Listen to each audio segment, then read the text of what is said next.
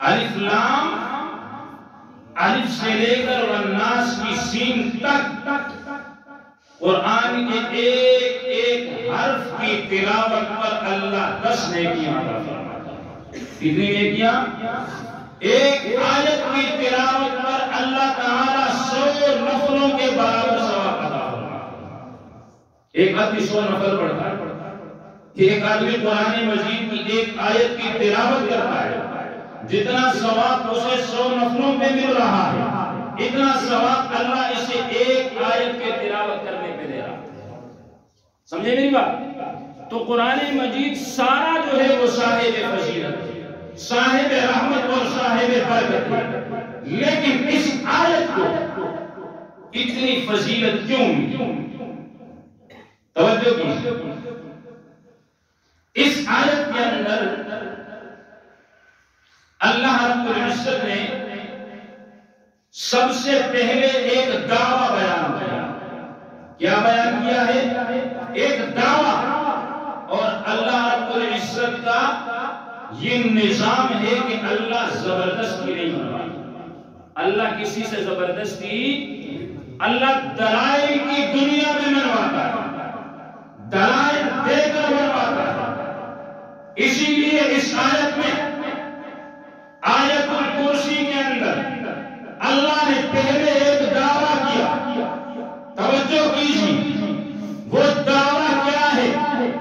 عقیدہ توحید ہے کہ اللہ لا الہ الا ہو، اللہ لا الہ الا ہو، کہ اللہ کے سوا کوئی عبادت کے لائق، بولو نا یار، یہ دعویٰ ہے۔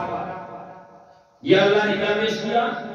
دعویٰ کہ اللہ کے سوا کوئی عبادت کے لائق، عبادت کے اندر شاری واقعہ کہ اللہ کے علاوہ کوئی حاجت روا، بولو بولو، اللہ کے علاوہ کوئی حاجت روا، اللہ کے علاوہ کوئی مشکل کشا، اللہ کے علاوہ کوئی داتا، اللہ کے علاوہ کوئی مصیبت لانے والا، اللہ کے علاوہ کوئی مصیبتوں کو ہٹانے والا۔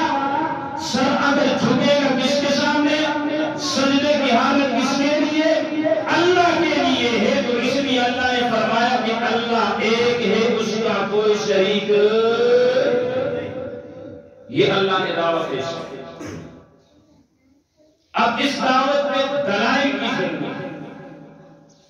اللہ نے کیا کہا کہ اللہ لا الہ، اللہ کے سوا کوئی عبادت کے لائق۔ کیوں بھائی؟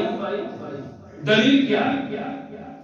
تم جو بار بار کہتے ہو کہ جی اللہ کے سوا کوئی عبادت کے لائق نہیں ہے، وجہ کیا ہے؟ دلیل کیا ہے؟ پہلی دلیل اللہ نے دی کہ الحی۔ پہلی دلیل کیا دی؟ الحی، کہ اللہ کے علاوہ کوئی عبادت کے لائق اس لیے نہیں ہے کہ الحی وہ زندہ تھا، زندہ ہے، زندہ رہے گا۔ پیغمبر آئے، زندگی گزاری، دنیا سے چلے گئے۔ صحابہ آئے، زندگی گزاری، دنیا سے چلے گئے۔ پیر فقیر آئے، زندگی گزاری، دنیا سے چلے گئے۔ لیکن الحی، اللہ کی ذات عبادت کے لائق اس لیے ہے کہ کل من علیہا فان، کہ ہر چیز کو فنا ہے، اللہ کی ذات کو بقا ہے۔ ولا تدعوا مع اللہ الہا آخر، اللہ کے ساتھ کسی غیر کی عبادت نہ کرو، اس لیے کہ کل شیء ہالک الا وجہہ، کل شیء ہالک الا وجہہ، کہ ہر ایک چیز ہلاک ہونے والی ہے لیکن اللہ کی ذات باقی رہنے والی ہے۔